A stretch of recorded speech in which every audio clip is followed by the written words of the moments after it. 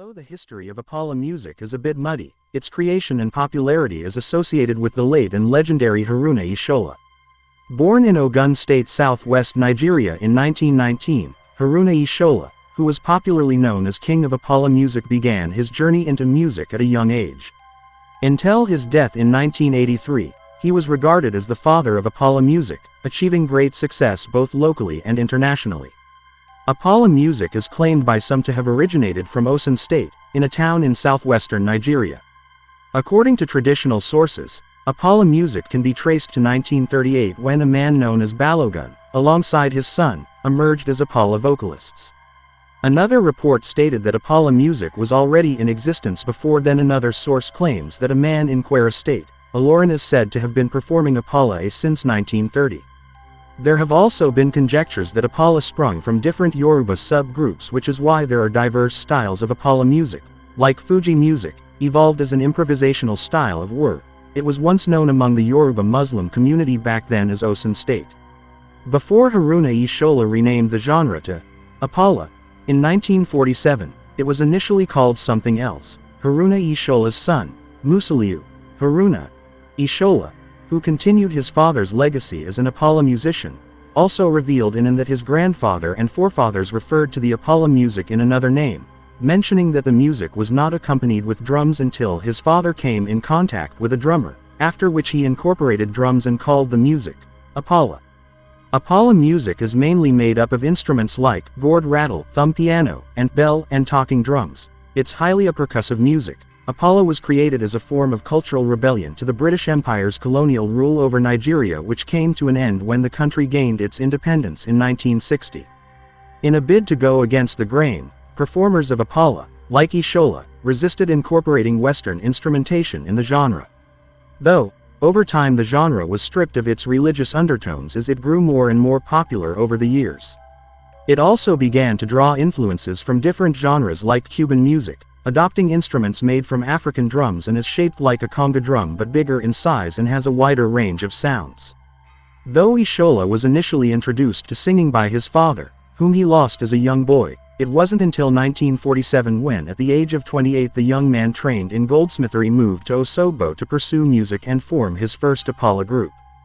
From there, Ishola's music career officially kicked off with the release of his debut album, just a year later in 1948, to mark the coronation of a powerful Oba king in Ijebu Igbo. The album was released under a British record label, His Master's Voice HMV.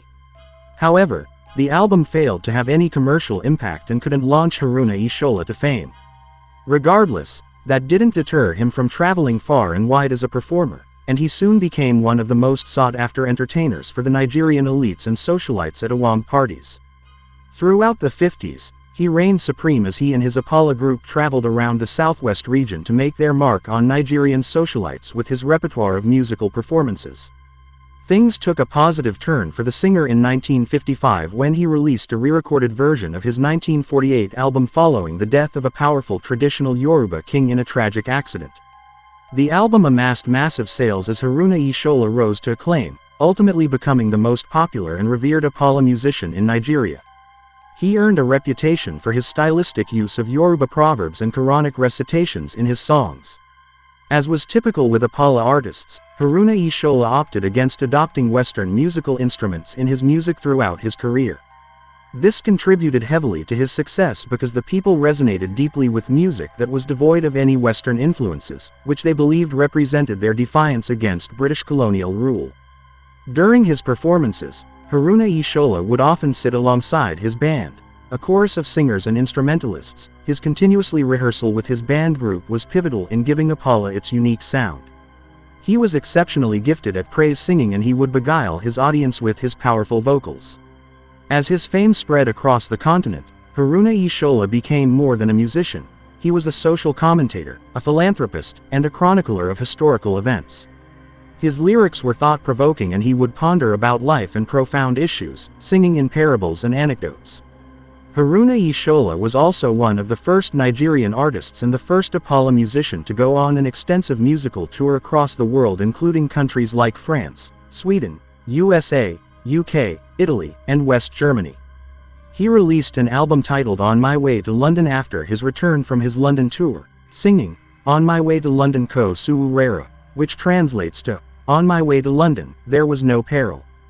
Due to an incessant demand for his music, Haruna Ishola was recognized as one of the richest Nigerian musicians of his time, eliciting awe from Westerners who were stunned by his wealth and affluence.